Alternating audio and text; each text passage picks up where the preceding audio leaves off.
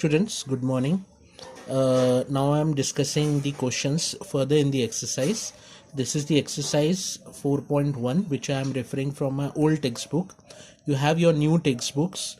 In the new textbook, you can see the same questions as I am doing from the old textbooks. There will be addition of one or two subparts in each question that we can manage. You can ask me personally also, and right now I do the basic questions which is given in the old textbook, so at least you get an idea how to solve about the questions. Yesterday I had discussed you a question, find k, means a situation was given to you, and the question was saying is find k, and I'll be doing one more problem from the exercise. Yesterday, I suppose that I have done one of the problems from this exercise or one of the problems from the book. Today, I'll be doing one more question from the exercise, and then I'll be moving with the questions ahead in the exercise. So, first of all, means this is the fourth question in my old textbook. You can refer the same in your new textbook. The question remains the same. Only I feel that the subparts are more. In the fourth question, I have only 3 subparts, 1, 2 and 3. I suppose that there are 5 to 6 subparts in the fourth question in the new textbook. So I am taking one of them, how to solve it, and then I hope that you get the idea of how to go about the question in the paper. Okay, so slope of one of the lines given by kx square plus 4xy minus y square, and exceeds the slopes of other by 8. So what the question is saying is, this is the equation given to us. You can see it. This is the equation. It is very clear that the equation is the homogeneous equation. Means it is representing two lines which are passing through the origin. देखने से ही समझ में आ रही है ये बात कि ये जो इक्वेशन है ये होमोजीनियस इक्वेशन है. अब इस होमोजीनियस इक्वेशन में जो दो लाइंस है उसमें से एक लाइन का स्लोप दूसरी लाइन के स्लोप से 8 ज़्यादा है. Means the requirement given to you is that slope of one of the line is greater than the slope of the other line by 8. Means इस सिचुएशन को अगर मैं कॉपी में रिप्रेजेंट करना चाहूँ तो मेरे पास ये सिचुएशन है. मैं मेरी बुक का क्वेश्चन 4th का 3rd पार्ट कर रहा हूँ,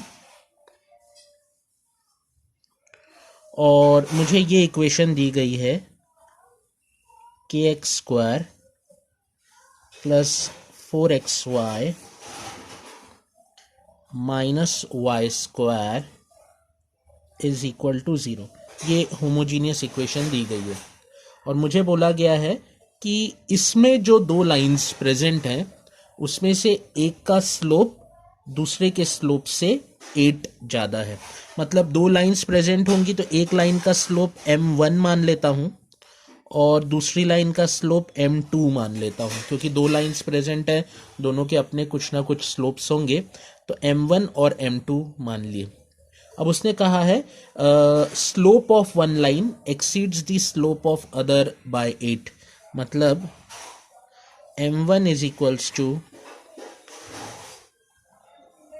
m2 प्लस 8.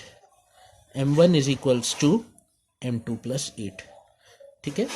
अब मुझे ये कंडीशन मालूम रहती है स्लोप्स के बारे में कि m1 plus m2 homogeneous equation में माइनस 2h अपॉन b के बराबर रहता है, और m1 into m2 a upon b के बराबर रहता है. ये फॉर्मूला ही है, मैंने आपको बताया था. This is the formula for conditions of slopes in an homogeneous equation. m1 plus n2 minus 2h upon b के बराबर रहता है और m1 into m2 a upon b के बराबर. अब ये a b h कहाँ से ढूंढने हैं ये इस इक्वेशन में से मालूम चलेंगे. मतलब ये जो होमोजीनियस इक्वेशन लिखी है इसके नीचे स्टैंडर्ड इक्वेशन लिखता हूँ. जैसे ये मेरी होमोजीनियस इक्वेशन थी kx square plus 4xy minus y square is equals to 0। इसके नीचे स्टैंडर्ड इक्वेशन लिख रहा हूँ, ax² plus 2hxy plus by square is equals to 0। इसके नीचे स्टैंडर्ड लिखी। अब 1 to 1 कंपैरिजन कर रहा हूं, तो a की वैल्यू आ जाती है k के बराबर,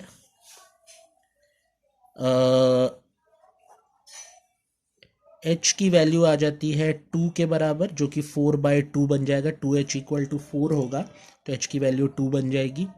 और b की वैल्यू आ जाती है -1 के बराबर।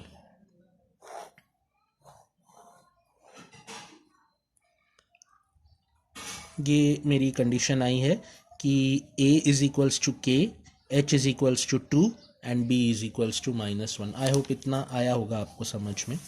और आपको k की वैल्यू फाइंड आउट करनी है, आपको k की वैल्यू फाइंड आउट करनी है। तो अब इस फॉर्मूले को देखते हैं। यहाँ पे मैंने लिखा है m1 plus m2 is equals to -2h upon b। m1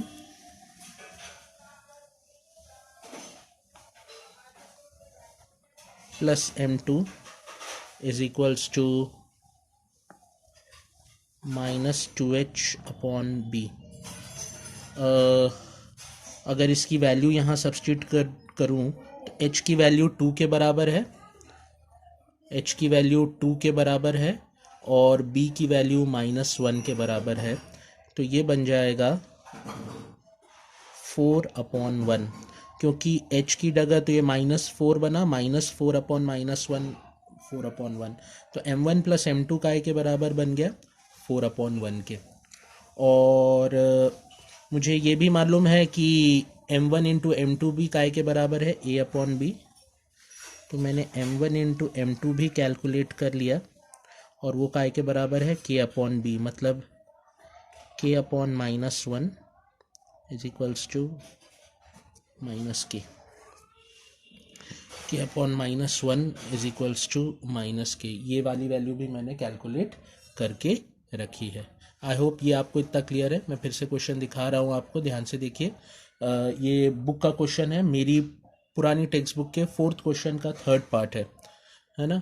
मैं इसको सॉल्व कर रहा हूँ। कैसे स्टार्ट किया, सबसे पहले कंडीशन अप्लाई करी, sum of slopes, product of slopes calculate करे, ए बी एच की वैल्यू कैलकुलेट करी, m1 plus m2 -2h upon b का वैल्यू निकाला, m1 इंटू m2 k/-1 यानी कि -k की वैल्यू कैलकुलेट करी। अभी आप यहाँ ध्यान से देखिए, m1 प्लस m2 4 के बराबर है, तो मैं ये सिचुएशन को यहाँ लिख रहा हूँ।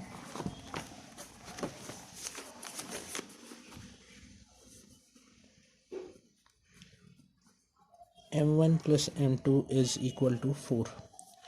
और मुझे ये बात भी मालूम था, मीन्स इनिशियली मुझे ये बात गिवन था कि m1 is equals to m2 plus 8, मतलब m1 काय के बराबर है m2 प्लस 8 के बराबर है। तो जहाँ m1 लिखा है वहाँ पे मैं m2 प्लस 8 भी लिख सकता हूँ। जहाँ m1 लिखा है, यहाँ m1 लिखा है, तो यहाँ m1 की जगह m2 प्लस 8 ये गिवन था। This part was given to me, ये मुझे क्वेश्चन में गिवन में बताया था। अगर आप क्वेश्चन को रिकॉल करें, that one of the slope is exceeds the other by 8, एक स्लोप दूसरे स्लोप से 8 ज़्यादा है। तो m1 प्लस m2 4 के बराबर आया और मुझे मालूम है कि m1 m2 प्लस 8 है, तो यहाँ m1 की जगह मैं m2 प्लस 8 सब्सटीट्यूट करता हूँ। m2 plus 8 plus m2 is equals to 4. It becomes 2m2 is equals to -4. That is m2 is equals to -2. ये m2 का आंसर निकल कर आया। m2 काय के बराबर है -2 के बराबर है। सिमिलरली एक और सिचुएशन मेरे पास आई थी कि m1 इंटू m2 -k के इक्वल है, product of the slopes is equal to -k। तो मैं लिख रहा हूँ m1 into m2 is equals to -k, और m1 को मैं लिख सकता हूँ m2 प्लस 8, तो m2 plus 8 into m2 is equals to minus के। आई होप आपको दिख रहा है ये। m1 प्लस m2 4 के बराबर, m2 plus 8 plus m2 equals to 4, 2m2, m2 की वैल्यू आई -2 यहाँ से। मुझे कंडीशन दी थी, मैंने कैलकुलेट करी थी, m1 into m2 is equals to -k। तो मैंने इस कंडीशन में, क्योंकि m1 m2 प्लस 8 के बराबर था, तो I use it equal to -k। m2 की वैल्यू -2 कैलकुलेट करके रखी है, तो जहाँ जहाँ m2 दिख रहा है वहाँ वहाँ मैं -2 सब्सटीट्यूट कर रहा हूँ। तो ये बन गया -2 plus 8 into -2 is equals to -k। -2 plus 8 हो गया 6 into -2 is equals to -k। तो it becomes -12 is equals to -k। तो k का आंसर आ जाता है यहाँ से 12। This is your final answer for that k question which is given to you, that k का answer is equals to 12। Again I would like to show you the question from the starting. मैं फिर से question को repeat कर रहा हूँ आपको। ये 4th क्वेश्चन है मेरी पुरानी टेक्स्ट बुक का, और इसमें मुझे होमोजीनियस इक्वेशन दी गई थी, और मुझसे ये बोला गया था कि ये जो होमोजीनियस इक्वेशन है इसमें 2 लाइंस आती हैं, मुझे मालूम है, जो कि ओरिजिन से पास होती हैं। उसमें से एक लाइन का स्लोप दूसरे से 8 ज़्यादा है। मैंने उस कंडीशन को ये यहाँ लिख दिया, एक लाइन का स्लोप m1 का स्लोप दूसरे के स्लोप से 8 ज़्यादा है, तो उस कंडीशन को लिखा। फिर ये फॉर्मूला था, ये मैंने आपको कल लेक्चर्स में बताया था कि m1 m2 इस होमोजीनियस इक्वेशन के लिए ये फॉर्मूला रहता है sum of slopes product of slopes का, है ना। तो ये फॉर्मूला वही है, -b/a c/a, वो वाला ही फॉर्मूला रहता है वो, है ना। तो क्वाड्रेटिक इक्वेशन में आपको याद होगा कि sum of roots is equals to -b/a and product of roots is equals to c/a। उसी में से ये निकला हुआ है ये फॉर्मूला, क्योंकि ये क्वाड्रेटिक इक्वेशन है ऊपर। तो फिर मैंने a, h और b की वैल्यू कैलकुलेट करी, इसको स्टैंडर्ड के साथ कंपेयर करके। उसके बाद इक्वेशंस बनाई m1 plus m2 m1 m2 की, और फिर उसके बाद यहाँ सब्सटीट्यूशन कैरी आउट करा। m1 प्लस m2 4 के बराबर आया था, और मुझे ये गिवन था कि m1 m2 प्लस 8 है, तो मैंने m1 की जगह m2 प्लस 8 लिख दिया, और यहाँ से m2 की वैल्यू कैलकुलेट करी, और यहाँ से फिर फाइनली आंसर निकाला, तो k का आंसर 12 के बराबर आया। होपफुली मुझे लगता है ये सवाल आपको आया होगा समझ में। ये 4th क्वेश्चन की वैरायटी है जिसमें आपको k की वैल्यू फाइंड आउट करनी है। ऐसे काफ़ी क्वेश्चंस हैं आपकी बुक में जो k की वैल्यू फाइंड आउट करने वाले हैं। आज मैं आपको वो असाइनमेंट्स में दूंगा। इसके आगे अब मैं नेक्स्ट क्वेश्चन बढ़ता हूँ, ध्यान से देखिएगा स्टूडेंट्स। अब मैं आपके साथ मेरी टेक्स्ट बुक का 5th क्वेश्चन डिस्कस कर रहा हूँ। क्वेश्चन ही आपको दिख रहा है, फाइंड द कंडीशन। ये वही सवाल है जो मैं उस दिन कल आपसे बात किया था, जिसमें मैंने आपको बोला था जब भी कंडीशन बेस्ड क्वेश्चन आता है, मतलब आपको कुछ कंडीशन, फाइंड द कंडीशन, ऐसा कुछ क्वेश्चन दिख रहा है जिसमें कुछ कंडीशन लगती हुई दिख रही है आपको, तो वहाँ पे होमोजीनियस इक्वेशन की ऑक्सिलरी इक्वेशन या ऑक्सिलरी कंडीशन बहुत काम में आती है। मैंने आपको बताया भी था कि कुछ सवाल ऐसे हैं जिसमें कि ऑक्सिलरी कंडीशंस यूज़ होती हैं। मैंने आपको ऑक्सिलरी कंडीशन भी बताई थी कि वो ऐसी दिखती है, bm² plus 2hm plus a is equal to 0। ये मैंने आपको बताया था कि ये ऑक्सिलरी कंडीशन कहलाती है होमोजीनियस इक्वेशन की, जिसमें b, h और a तो होमोजीनियस इक्वेशन से ही निकाला जा सकता है। मतलब अगर आपको एक होमोजीनियस इक्वेशन मालूम है और आपको उसमें b, h और a की वैल्यू चाहिए, तो आप वो होमोजीनियस इक्वेशन से आराम से वो b, h और a की वैल्यू निकाल सकते हैं। ये m क्या है, ये एक डाउट बट मन में आता है कि what is this m। Homogeneous equation में आपको मालूम है 2 लाइंस आती हैं जो कि ओरिजिन से पास होती हैं। वो दोनों लाइंस का अपना कुछ एक स्लोप होगा, दोनों का इंडिविजुअल m1 m2। तो वो m की जगह अगर आप m1 भी डाल दो, मतलब ये m की जगह आप वो m1 की वैल्यू सब्स्टिट्यूट करो और इस इक्वेशन को सॉल्व करोगे तो आपको आंसर 0 मिलेगा। सिमिलरली जो दूसरी लाइन है उसका स्लोप m2 होगा, वो m की जगह आप m2 डाल दो, उसको भी सॉल्व करो और जब उसको सॉल्व करोगे उसका आंसर भी 0 रहेगा। तो इस कारण से ये जो दो इक्वेशंस है, ये जो दो लाइंस की इक्वेशन है, वहां से जो m1 और m2 आपको मिलता है वही इस ऑक्सिलरी इक्वेशन के रूट्स बनते हैं। ऑक्सिलरी इक्वेशन या ऑक्सिलरी कंडीशन कंडीशन वाले क्वेश्चंस में ही अप्लाई होती है। ये हर सवाल में यूज करने की जरूरत नहीं है। इनको जब आप कंडीशन वाला कोई क्वेश्चन देखते हो तब आपका वहां पे दिमाग चलना चाहिए कि हो ना हो ये क्वेश्चन में ऑक्सिलरी कंडीशन अप्लाई हो सकती है।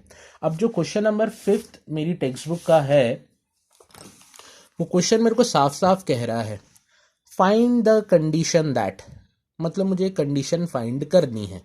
कंडीशन फाइंड करनी है तो यहाँ पे ऑक्सिलरी कंडीशन काम में आती है।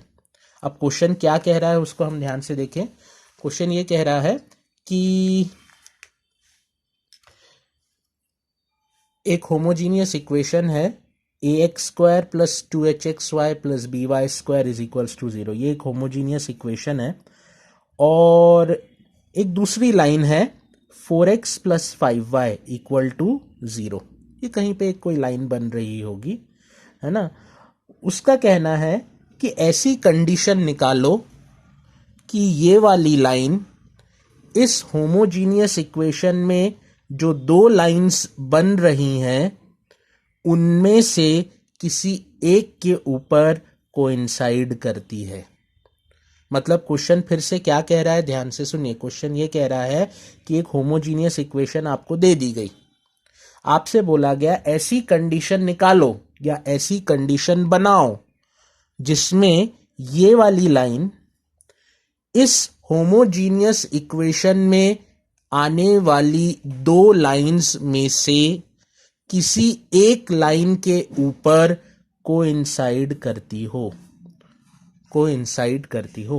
तो कंडीशन वाला क्वेश्चन है। अब कैसे, अब आपको ये बात 9th-10th में आपने पढ़ी है कि अगर एक लाइन दूसरी लाइन के ऊपर कोइंसाइड, कोइंसाइड मतलब यही मैं आपको बना के बता रहा हूँ, ये एक लाइन है, ये एक लाइन है, कोइंसाइड कर रही है मतलब एक के ऊपर एक आ रही है। अगर एक लाइन दूसरी लाइन के ऊपर कोइंसाइड करती है तो इन दोनों लाइंस का स्लोप इक्वल रहता है। तो अगर ये वाली लाइन इसमें से किसी एक के ऊपर कोइंसाइड कर रही होगी, मतलब इसका जो स्लोप रहेगा वो इसमें उस लाइन का, जो भी लाइन के ऊपर कोइंसाइड कर रही होगी उसके स्लोप के बराबर होगा, तभी कोइंसाइड करेगी, क्योंकि अगर लाइंस कोइंसाइड करती हैं तो स्लोप बराबर रहता है। तो सबसे पहले मुझे इक्वेशन क्या दी गई है, homogeneous ax² plus 2hxy plus by²।